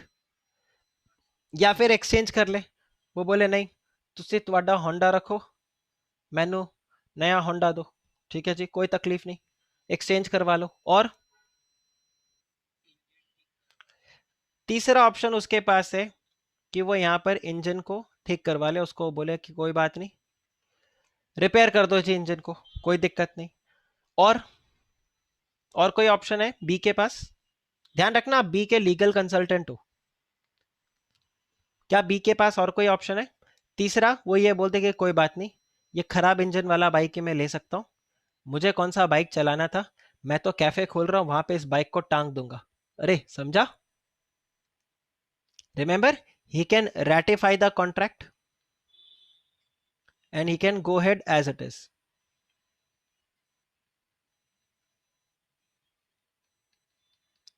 अब आप खुद बताओ, प्रैक्टिकली कोई ये ऑप्शन सेलेक्ट करेगा? Practically this is not possible. तो दिस इज ओटीओस। ओटीओस मतलब सर्विंग नो प्रैक्टिकल पर्पस, ठीक है। बोलने में सुनने में बहुत अच्छा है, पर प्रैक्टिकली नहीं। वो नायक मूवी का डायलॉग था ना, आप जो बोल रहे हो वो सुनने के लिए, कहने के लिए बहुत अच्छा है, बट वो प्रैक्टिकली पॉसिबल नहीं है। तो हम क्या बोलेंगे, the statement that you have made is otiose, it serves no practical purpose. चलो भाई, यहां पर अगर उसने रिफंड मांग लिया तो कॉन्ट्रैक्ट क्या बन गया, the contract has now become void, है कि नहीं? अब ये एनफोर्स नहीं हो सकता, करेक्ट। अच्छा, मुझे बताओ, जब एक्सचेंज या रिपेयर उसने करवा लिया, लेट्स से अगर एक्सचेंज करवा लिया, तो भी उसने कॉन्ट्रैक्ट को क्या कर लिया है, रेटिफाई कर लिया है। और अगर वो जो एक्सचेंज वाला बाइक है वो खराब निकलता है, तो वापस से हम सेम सिचुएशन पे आ जाएंगे। और अगर एक्सचेंज किया हुआ बाइक ठीक ठाक निकलता है तो there is no problem, yes और नो? अच्छा, अब मैं आपको ये सिचुएशन में पूछता हूं, आप मुझे बताओ इधर क्या होगा। उसने बाइक रिपेयर करवा लिया, ठीक है, उसने बाइक रिपेयर करवाया, और रिपेयर के लिए जो ए था उसने सारे पे किए expenses, right? So A had borne the expenses of repair,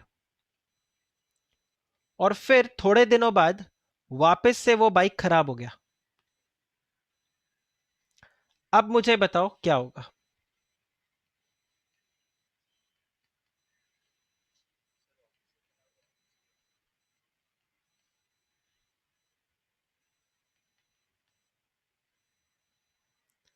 अब मुझे बताओ क्या वो कॉन्ट्रैक्ट को वॉइडेबल कर सकता है, ये बोल के कि तुमने जब बाइक बेचा था तब मुझे बोला था एक्सेलेंट कंडीशन में है, बेकार कंडीशन में बाइक दे दिया मेरे को, पैसा चाहिए मुझे मेरा? क्या अब वो ऐसा कर सकता है? So here the answer is no. Why? Because the moment he has accepted the cost of repairs, this is what? This is the ratification of the contract. He has accepted the contract. If she has accepted the contract, this person has accepted the contract, in that case, later on, no legal remedy. तो इस situation में there is no remedy. आप बताओ ये clear हुआ कि नहीं? ये क्लियर हुआ कि नहीं? राइट आप बताओ क्या प्रैक्टिकली भी ऐसा सिचुएशन देखने को मिल सकता है? ऐसा होता है? आपने सामान खरीदा, वो सामान खराब था, सामने वाले ने बोला कोई बात नहीं मैं रिपेयर करवा दूंगा, वो रिपेयर कराता है, फिर भी सामान ठीक नहीं चलता, तो क्या अब वो आपको बोल सकता है चलो अब बाहर निकलो हो गया बहुत? ऐसा बोल सकता है वो? Answer is yes, right? क्योंकि भले ही उसने मिस रिप्रेजेंटेशन किया हो, फिर आपके पास क्या ऑप्शन होगा? फिर आपके पास एक ही ऑप्शन होगा कोर्ट में यह प्रूव करने का कि ये मिस रिप्रेजेंटेशन नहीं था, ये था फ्रॉड। अरे आया गाइस ये क्लियर? तो अगर आप बी के लीगल काउंसिल हो तो अब आप बी को क्या बोलोगे? देखो आपके पास वैसे कोई लीगल रेमेडी नहीं है, लेकिन आप कोर्ट में एक ही चीज कर सकते हैं कि हम प्रूव कर सकते हैं भाई कि ए ने फ्रॉड किया था। A did not believed that the engine is in the excellent condition, A was aware that the engine was bad, और यहां पर फिर वो आपका लॉयर वाला काम चालू होता है। Guys this is clear? Okay चलिए फिर आगे देखते हैं। तो legal effects of an agreement which is made without free consent, तो अगर कोई भी कॉन्ट्रैक्ट आपने एंटर किया जो कि CUFM की वजह से था, तो वो अग्रीमेंट क्या बन जाएगा? Voidable eight the option of the party जिसका कंसेंट फ्री नहीं था। एंड और अगर आप इतने इस तरह से करके कर दिया तो आपका जो भी स्टेटस को वो मेंटेन हो जाएगा, आपको कुछ बेनिफिट्स वगैरह अगर मिला तो वो आपको वापस से रिटर्न कर दिया जाएगा। ठीक है, अब यहां पे आ जाता है हाँ एक एक्सेप्शन, ये पॉइंट आप देख लेना, ये वापस से आपका पॉइंट रिपीट होगा with the sale of goods act. और सेल ऑफ गुड्स एक्ट में आपको एक पॉइंट मिलेगा जो हमने लास्ट क्लास में भी डिस्कस किया था, कैविएट एम्प्टर। और कैविएट एम्प्टर का मतलब होता है अरे भाई ये जो बायर है उसकी भी तो कोई रिस्पॉन्सिबिलिटी है। ठीक है, सेलर ने सामान बेचा और उसमें आंख मीच के सामान खरीद लिया, तो यहाँ पर बायर की भी गलती है, buyer was not diligent, buyer को थोड़ा सा अलर्ट होना चाहिए था, बायर को जाके यहाँ पे चीज़ों को देखना चाहिए था कि ये चीज़ बराबर है या नहीं है। ऑल दोज थिंग्स आया आपको समझ में? अब बायर ने अगर अपना डिलीजेंस नहीं लगाया तो सेलर के लिए रिस्पॉन्सिबिलिटी यहाँ पर खत्म हो जाता है। ठीक है, तो अगर आप ए के लॉयर हो तो आप क्या बोलोगे? ए के लॉयर अगर आप हो तो आप यहाँ पर ये वाले पोजीशन को इन्वोक करने की कोशिश करोगे कि कैविएट टेम्प्टर जब बी ने इस बाइक को खरीदा उस वक्त उसको चेक करना चाहिए था, उसने चेक नहीं किया, उसकी गलती, मैंने तो एक्सीलेंट कंडीशन में ही बेचा था। तो कैविएट टेम्प्टर का कॉन्सेप्ट अगर आप देखो तो मिस रिप्रेजेंटेशन के अंदर कैविएट एम्प्टर का कॉन्सेप्ट अगर आ जाता है तो फिर बायर के पास कोई रेमेडी नहीं होगा। एक क्लासिक एग्जांपल और मैं आपको देता हूं, मैं कोल्ड ड्रिंक वाला हूं, ठीक है, मैं कैंटीन चलाता हूं और मैं कोल्ड ड्रिंक वाला हूं। आप मेरे से एक सॉफ्ट ड्रिंक का बॉटल खरीद कर गए, मुझे पता है ये सॉफ्ट ड्रिंक का बॉटल का सील टूटा हुआ है और फिर भी मैंने आपको वो सॉफ्ट ड्रिंक का बॉटल आपको बेच दिया। 2 घंटे बाद आप मेरे पास आते हो ये बोलते हुए कि सर ये जो कोल्ड ड्रिंक का बॉटल है ये इसका सील ऑटोमेटिकली टूटा हुआ था, तो ये आपने मुझे डुप्लीकेट माल बेचा है, पैसा रिफंड करो नहीं तो बॉटल एक्सचेंज करके दो। मुझे बताओ क्या मैं रिस्पॉन्सिबल हूं, हाँ या ना? टेक्निकली नहीं। ठीक है, until unless you can prove that there is a fraud, मतलब मुझे पता था। तो एग्जाम परस्पेक्टिव में अगर आप देखो, क्वेश्चन के अंदर अगर गिवन होगा ही फ्रॉडुलेंटली डिड दैट, तो फ्रॉडुलेंटली अगर उसने किया तब तो देखो सेलर ही रिस्पॉन्सिबल होगा। हाँ, प्रैक्टिकली अगर आप बोलोगे तो it will be very difficult to prove कि मुझे ऑलरेडी पता था। हाँ, on the other hand, suppose I believed that कि ये जो बॉटल मैंने आपको बेचा है ये सील पैक है और मैंने आपको वो बॉटल बेच दिया, और बाद में आप आके मेरे को बोलते हो इसका सील टूटा हुआ है, am I responsible for this misrepresentation? Am I responsible for this misrepresentation? सी मिसरिप्रेजेंटेशन ही होगा ना ये। सबसे पहले तो ये देख लो, मुझे पता नहीं है सील टूटा हुआ है, मैंने तो आपको फ्रिज से बॉटल निकाला, रैंडम एक बॉटल निकाला और वो बॉटल निकाल के आपको दे दिया, और आप भी वो बॉटल लेके चले गए, गूगल पे किया और आप वो बॉटल लेके निकल गए। तो मुझे भी नहीं पता था कि इस बॉटल का सील टूटा हुआ है, तो there was a absolute misrepresentation in this case. क्या आप आके मेरे से डैमेजेस क्लेम कर सकते हो या आप कॉन्ट्रैक्ट को रिसाइंड कर सकते हो? यहां पर आ जाएगा आंसर इज नो। क्यों? क्योंकि यहां पे सेल ऑफ गुड्स एक्ट बीच में आएगा और वो क्या बोलेगा, देखो सब रिस्पॉन्सिबिलिटी सेलर की नहीं है, कुछ रिस्पॉन्सिबिलिटी बायर तुम्हारी भी है। आपको यहां पर चेक करना चाहिए था लेते वक्त कि क्या बॉटल का सील प्रॉपर लगा हुआ है या नहीं। तो आप एक्सेप्शन को अगर पढ़ो, if such consent was caused by misrepresentation और by silence fraudulent within the meaning of section 17, the contract is not voidable if, तो ये जो मैंने आपको बताया ना कि मुझे पता था कि ये जो सील है ये टूटा हुआ है, फिर भी मैंने आपको बेच दिया और आपने उस वक्त ध्यान नहीं दिया, तो ये देखो कैवियट एम्प्टर वाला पॉइंट लग जाएगा। If the party whose consent was so caused had the means of discovering the truth with ordinary diligence, तो अगर आप थोड़ा भी दिमाग लगाते, थोड़ा भी अलर्ट रहते, तो आपको फट से पकड़ में आ जाता कि यार ये तो जो बॉटल आपको मैंने बेचा ये बॉटल का सील टूटा हुआ है, तो आप मेरे से ये चीज नहीं खरीदते। लेकिन आपने ऐसा नहीं किया, तो अब आपके नेग्लिजेंस की सजा सेलर को नहीं मिलेगी। आप बताइए, is this clear? Right, exam perspective very very important, but don't worry too much about caveat emptor, because जब हम सेल ऑफ गुड्स एक्ट पढ़ेंगे तो हमारा शायद एक पूरा लेक्चर सिर्फ कैवियट एम्प्टर के ऊपर ही होगा। आगे देखिए यहाँ पे ये एनालिसिस वापस से आपका सेम पॉइंट रिपीटेड आ गया।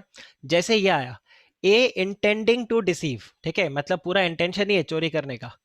ए intending to deceive B falsely represents 500 mods of indigo are made annually at A's factory, और उस बेसिस पे बी फैक्ट्री को खरीद लेता है, ठीक है। Now this contract is voidable at the option of B, because when the consent to an agreement is caused by fraud or misrepresentation, the agreement is a contract which is voidable at the option of the party whose consent was so caused। ये एक basic case हुआ। अब इसी में देखो एक twist आ जाएगा। इसमें ट्विस्ट कैसे आएगा आप ये देखो, सेम एग्जांपल है बट दूसरा। यहाँ पे ए क्या करता है, मिसरिप्रेजेंट करता है फैक्ट को, और बी को बोलता है कि मेरे फैक्ट्री में हर साल, ठीक है, 750 टन चीनी प्रोड्यूस हो जाता है, उसने ये बता दिया, ठीक है। बी उसके फैक्ट्री को जाकर पूरा देखता है और बोलता है अच्छा ठीक है मैं खरीद लेता हूं, और बाद में पता चलता है कि उसका जो फैक्ट्री है उसके फैक्ट्री का कैपेसिटी 750 टन नहीं है, उसका फैक्ट्री का कैपेसिटी 500 टन है। नाउ इन दिस केस आप क्या बोलोगे, क्या बी के पास कोई ऑप्शन है कॉन्ट्रैक्ट को कैंसिल करने का? Answer is no. व्हाई? क्योंकि अगर बी ने, ठीक है, अगर बी ने अपना ऑर्डिनरी डिलिजेंस लगाया होता, ठीक है, वो पूछता कि यार एक बात बताओ, अगर आपका 750 टन, ठीक है, अगर आपका 750 टन का कैपेसिटी है, तो इन दैट केस आप मुझे बताओ आपका प्रोडक्शन कितना होता है, आपका सेल्स कितना होता है। तो उसको पता चलता कि प्रोडक्शन और सेल्स तो दोनों 500 टन के ऊपर जा ही नहीं रहा, तो फिर वो क्वेश्चन करता कि अरे भाई अगर 750 टन है तो आपका प्रोडक्शन 500 से नीचे क्यों है। इस तरह से अलर्ट हो सकते थे ना आप। ये पॉइंट आया कि नहीं आया समझ में? राइट, सो ये वाले पॉइंट को आप देखो, और यहां पर हम क्या बोलेंगे कि यार बी को अलर्ट रहना चाहिए था। Now B can not repudiate the contract on the grounds of as representation, misrepresentation. Why? Because यहाँ पर बी को डिलीजेंट होना था, उसको देखना चाहिए था। आप बताइए, is this clear? Right. Caviar tempter में देखना और भी दो तीन पॉइंट्स आपको मिलेंगे कि अगर सपोज करो मैं किसी चीज को जानबूझ के छुपा रहा हूं, ठीक है, तो कैवियर टेम्पटर नहीं लगेगा। फिर अगर कोई ऐसा चीज है जो कि ऑर्डिनरी डिलीजेंस, मतलब बेसिक देखकर पता नहीं चलता है। अब सपोज करो मैं आपको बताता हूं, आप मेरे कैंटीन से ब्रेड परचेज करके गए। अब मुझे बताओ, ब्रेड के पैकेट के ऊपर लिखा हुआ है एक्सपायरी ऑय बाय 30th ऑफ जुलाई, और आप आज ब्रेड को खरीद रहे हो, तो क्या कोई प्रॉब्लम है इसमें? Answer is no. आपने डिलीजेंस अपनाया, आपने एक्सपायरी डेट को चेक किया तो वो बिल्कुल बराबर था। अब ये ब्रेड के जो स्लाइसेस हैं, ये दो स्लाइस के बीच में एक लिजर्ड मरा हुआ है और ये ब्रेड का पैकेट है। अब आप मुझे बताओ, क्या आप इस ब्रेड के पैकेट को देखकर ही बता सकते हो कि इसमें ऐसा मरा हुआ लिजर्ड है? वो आप जब भी मेट के दादाजी थोड़ी ना हो, हमारी उम्र में एक ही नजर में पता चल जाता है क्या चल रहा है, यस और नो? आप वो तो हो नहीं, तो आपको नहीं पता। वो तो आपने ब्रेड का पैकेट जब खोला तो आपको ये मरा हुआ लिजर्ड दिखा। क्या यहां पर सेलर कैवियर टेम्पटर लगा सकता है? वो बोले नहीं, जब तुम लेकर गए तब तुम्हें देखना चाहिए था, यस और नो? क्योंकि आप थोड़ी ना जब वहां पर टेस्ट करोगे, शबरी के बेर थोड़ी ना है कि आप एक एक टेस्ट कर करके दे रहे हो। ऐसा थोड़ी ना कि वहां पे आप ब्रेड को चेक करोगे कि हाँ सही है कि सही है नहीं है, और फिर आप अकॉर्डिंग लो। तो यहां पर पॉइंट आता है कि this could not have been examined by ordinary, मतलब डिलीजेंस। डिलीजेंस और ऑर्डिनरी एग्जामिनेशन से आपको ये चीज रिवील नहीं होता, प्राइमा फेसी रिवील नहीं होता, ये तो बाद में ही रिवील होता। तो in that case you will have the remedy. But otherwise अगर ऑर्डिनरी डिलीजेंस में एक जो गड़बड़ है वो पकड़ में आ जाना चाहिए था और फिर भी पकड़ में नहीं आया, तो boss it is your bad decision. मैं बैड लक भी नहीं बोलूंगा, it is your bad decision. Guys, is this point clear to all of you? Misrepresentation, देखो इस केस में सेलर फंसेगा, लिजर्ड वाले केस में सेलर फंसेगा। सेलर ऐसे फंसेगा, मतलब सेलर इज अल्टीमेटली आपका जो ये ब्रेड बनाता है वो फंसेगा, manufacturer, not the retailer. Retailer बोलेगा मैं तो खाली इंटरमीडिएट हूं, वहां से सामान लेता हूं और यहां सामान देता हूं। तो जो मैन्युफैक्चरर है वो फंस जाएगा यहाँ पे। इनफैक्ट आपने कई बार ऐसा सुना भी होगा कि कोक के अंदर कोई मरा हुआ सांप मिला या कोई कॉकरोच मिला, इस तरह से करके। कैडबरी के साथ ऐसा हुआ था, उनके चॉकलेट्स के अंदर कीड़े कीड़े मिले थे। तो जो जिसने बेचा वो थोड़ी ना फंसेगा, यहां पर तो फंसेगा कैडबरी कंपनी खुद। ओके, आगे देखिए यहां पर आता है, so when a party to a contract commits fraud और misrepresentation but the other party in is not in fact misled. अच्छा, ये भी एक बहुत अच्छा पॉइंट है। आप एक चीज देखो, मैंने, चलो इसका एक क्लासिक एग्जांपल मैं आपको देता हूं। अब मैं एक काम करता हूं, मैं मोबाइल फोन बेच रहा हूं, ठीक है, I am a mobile phone seller. आप मेरी दुकान में आए और आपने मेरे को बोला सर मेरे को एक ऐसा मोबाइल फोन चाहिए जो मुझे 3 दिन का बैटरी बैकअप दे, 3 days बैटरी बैकअप। ओके, मैंने आपको बोला एक काम करो, ये एबीसी मोबाइल है, ये आप ले लो, ये आपको 3 दिन का बैटरी बैकअप देगा।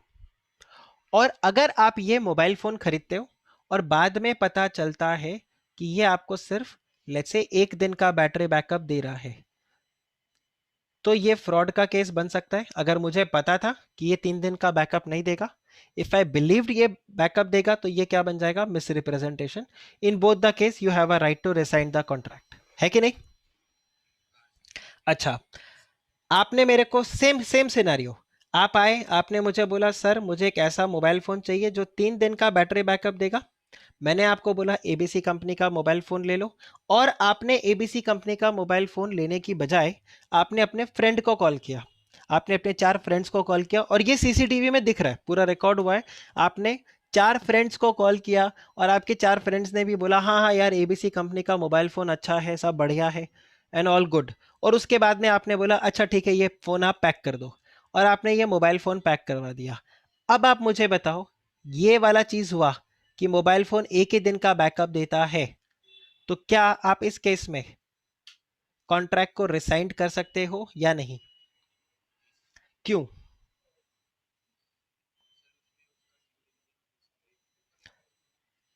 नहीं, यहां पर पॉइंट क्या आएगा? नो डाउट मैंने झूठ बोला, नो डाउट मैंने आपको उल्लू बनाया, आपने सेलर के इन्फ्लुएंस में तो नहीं खरीदा ना। सिंपल सी बात है, आपने मेरे पे तो भरोसा किया ही नहीं। तो आप ऐसा कैसे बोल सकते हो कि यू बेसिकली देखो, फ्रॉड और मिस रिप्रेजेंटेशन में क्या है? When I am inducing you to enter into contract by making some statement, मैं आपको कुछ स्टेटमेंट बोल रहा हूं, आप उस पर भरोसा कर रहे हो और आप कॉन्ट्रैक्ट में एंटर करते हो, तब जाकर फ्रॉड और मिस रिप्रेजेंटेशन का क्वेश्चन आएगा। लेकिन यहां पर आप मेरी बात पे तो गए नहीं। मैंने आपको बोला एबीसी कंपनी का मोबाइल फोन ले लो, ये आपको 3 दिन का बैकअप देगा। आपने उसके बाद क्या किया? आपने अपने फ्रेंड्स और को कॉल किया। तो आपके फ्रेंड्स और ने जब कॉल किया, उन्होंने आपको आइडिया दिया, उन्होंने यस बोला, तब आपने मेरे को बोला कि हाँ सर आप ये मोबाइल फोन को पैक कर दो। Which means you have not acted upon my statement, and if you have not acted upon my statement, मेरा कोई रेमेडी आपके लिए नहीं है। आप बताओ, इज दिस क्लियर? राइट? अगर मेरे स्टेटमेंट पे कोई एक्शन नहीं, तो कोई फ्रॉड मिसरिप्रेजेंटेशन का सवाल ही नहीं। आप बताओ, इज दिस क्लियर? क्या आप अपने फ्रेंड्स के ऊपर केस फाइल कर सकते हो कि उन्होंने मिसरिप्रेजेंटेशन किया आपके साथ, या उन्होंने फ्रॉड किया? आपके फ्रेंड को पता था कि ये मोबाइल फोन बैकअप नहीं देता, फिर भी आपको बोल दिया हाँ ले लो। क्या आप अपने फ्रेंड के ऊपर केस फाइल कर सकते हो कि तेरे चक्कर में मैंने ये 50,000 का मोबाइल फोन खरीदा जो बोलता था 3 दिन का बैकअप देगा, ये एक दिन भी ढंग से नहीं चलता है, अभी 50,000 मुझे बता। सिंपल सा पॉइंट, ये सोशल अग्रीमेंट है। और दूसरी तरफ से अगर आप देखो, no consideration no contract, yes और नो? हाँ, अगर आप अपने फ्रेंड को मोबाइल फोन कौन सा परचेज करो नहीं करो उसके लिए कंसिडरेशन पे करते हो एज अ एडवाइजर, और फिर जाके इस तरह से कुछ कांड हो जाता है, तो फिर आपका फ्रेंड भी होगा तो भी आप उसके ऊपर केस फाइल कर सकते हो। अरे भाई, समझा कि नहीं? भाई बोला बहनों, आप लोगों को भी समझ में आया कि नहीं? भाइयों और बहनों, सबको समझ में आया कि नहीं? भाइयों ने तो रिप्लाई कर दिया। Clear all of you? Okay, तो ये एक पॉइंट ध्यान रखना। सी एग्जाम में इस टाइप के क्वेश्चंस आएंगे, और फ्रॉड और मिसरिप्रेजेंटेशन के अंदर इस तरीके का वो अगर मगर लगा के क्वेश्चन को आपको देंगे। और अगर भावुक होते हुए आपने बोला हाँ तो ये तो फ्रॉड छे, तो फ्रॉड छे तो मतलब अगला अटेम्प्ट पक्का छे। ठीक है, तो ध्यान रखना, ऐसा आपको नहीं करना है। जस्ट रीड क्या क्वेश्चन है, क्या फैक्ट है, क्या नहीं, और उसके हिसाब से आंसर करना। जैसे ये वाला क्वेश्चन मैंने आपको बताया, ये एग्जाम में बहुत ही स्मार्ट क्वेश्चन उन्होंने पूछा कि सबको पता है, ये वाला एग्जाम्पल सबने मॉड्यूल में पढ़ा है। वो बोल रहा है कि हाँ भाई मिस रिप्रेजेंटेशन हुआ, बट उसने रिपेयर का खर्चा एक्सेप्ट कर लिया, उसके बाद भी क्या ये मिस रिप्रेजेंटेशन का केस बनता है या नहीं बनता है? तो इसके ऊपर क्वेश्चन आपको पूछा, तो सिंपल सा पॉइंट था कि अगर आपने एक बार कॉन्ट्रैक्ट को एक्सेप्ट कर लिया, you have ratified the contract, now you have lost the remedy. Okay, next point आ जाता है आपके पास मिस्टेक के लिए। अब देखो, मिस्टेक में आपके पास दो पॉइंट्स आते हैं, एक आता है मिस्टेक ऑफ लॉ और एक आता है मिस्टेक ऑफ फैक्ट। आज ही मैंने आप लोगों से बात किया था question of law, question of fact. अब मिस्टेक ऑफ लॉ में आप यहां पे ध्यान रखो, mistake of Indian law, mistake of foreign law. अब मुझे बताओ, आप इंडिया में आए हो, ठीक है, इंडिया में आए हो मतलब आप इंडिया में ही हो, और आप ट्रैफिक सिग्नल जंप करते हो, ठीक है, और ट्रैफिक सिग्नल जंप करने के बाद जब पुलिस वाला चालान करता है, आप बोलते हो अच्छा, ये जब ट्रैफिक लाइट रेड होता है तो गाड़ी रोकना होता है क्या, मुझे पता ही नहीं था। आप मुझे बताओ, क्या आप ऐसा बहाना मार सकते हो कि मुझे इंडियन लॉ के बारे में पता ही नहीं था? दिल्ली गुड़गांव पंजाब में होगे तो पुलिस वाला उठा के एक कान पे नीचे मारेगा, रे ताऊ, करेक्ट, वो वाला सिनेरियो हो जाएगा। तो mistake of Indian law is not a valid excuse.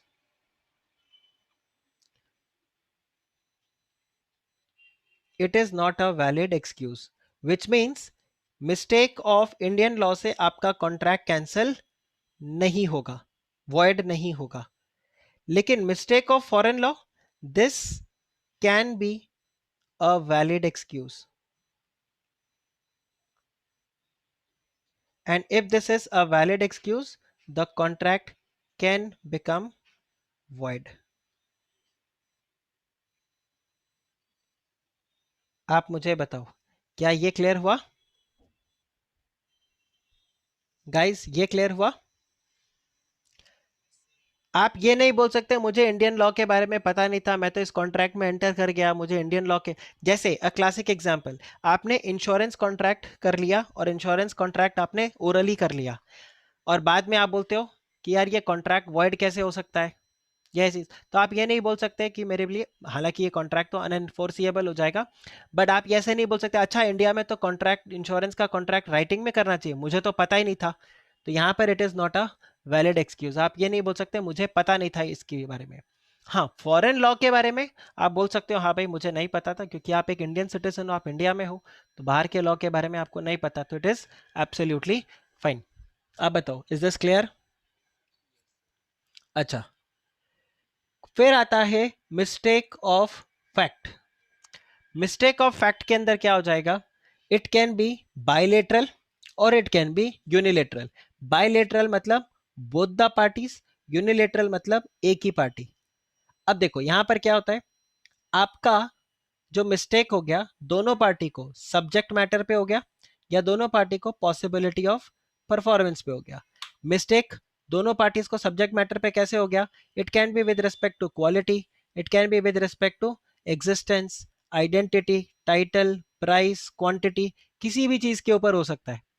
ठीक है, और आप कॉन्ट्रैक्ट में एंटर कर जाते हो और बाद में पता चलता है आप कुछ और सोच रहे थे, सामने वाला कुछ और सोच रहा था, तो ये हो गया आपके लिए bilateral mistake for the subject matter.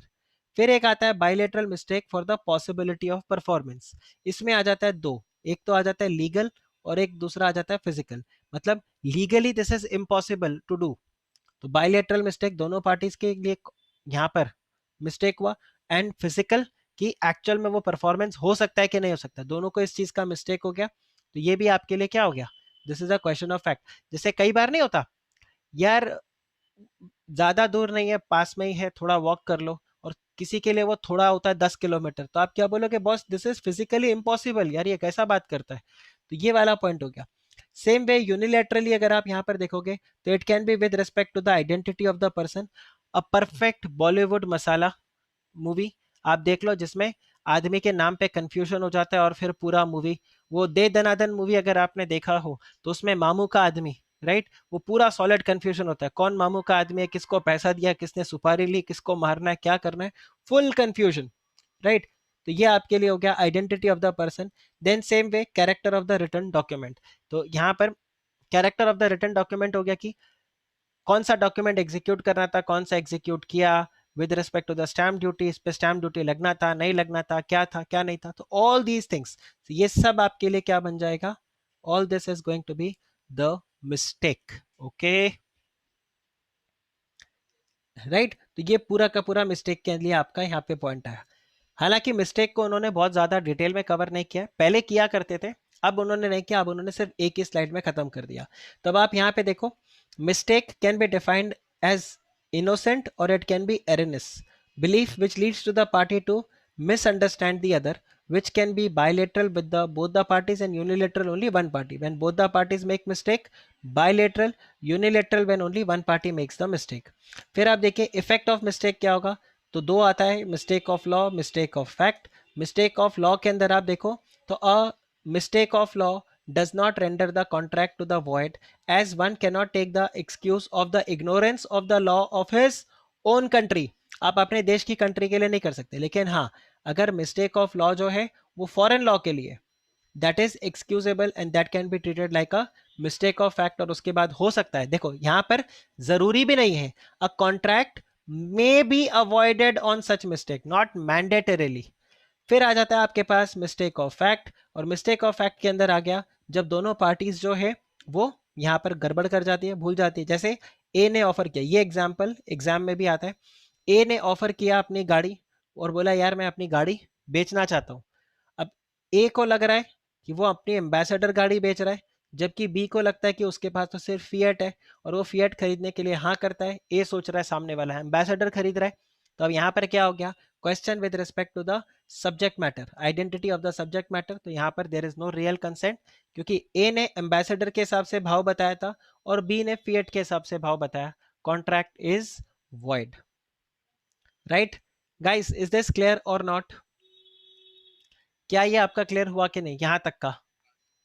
अगर यहां तक का पॉइंट्स आपका क्लियर हो गया तो फिर आ जाता है legality and object and consideration. ये हम कवर करेंगे नेक्स्ट लेक्चर में। मैं इसको आज के आज शुरू नहीं करूंगा, रीजन बीइंग ये हमारा जो टॉपिक है ये पूरा थोड़ा लंबा चलेगा और इसको मैं बीच में नहीं रखना चाहता। कल का पूरा लेक्चर हमारा इसी के ऊपर होगा। कल हो सकता है आपका लेक्चर थोड़ा सा लंबा भी चल जाए, ठीक है, I am not very sure. तो अब जो हमारा नेक्स्ट लेक्चर होगा उसमें हम इस पार्ट को कवर करेंगे। बट फिलहाल आप मुझे बताओ, आज जो हम लोगों ने इतना अभी तक कवर किया है, क्या वो आप लोगों को क्लियर हुआ? ये पूरा क्लियर हुआ है? Okay, now give me 1 minute, मैं आप लोगों के लिए एक केस स्टडीज वाला पेज लेके आ रहा हूँ, in which I can ask you all some case studies. देखो 1 minute, just give me 1 minute, मैं वो केस स्टडीज ढूंढ लेता हूँ। अगर वो मेरे को मिल जाता है तो I can discuss those case studies with all of you.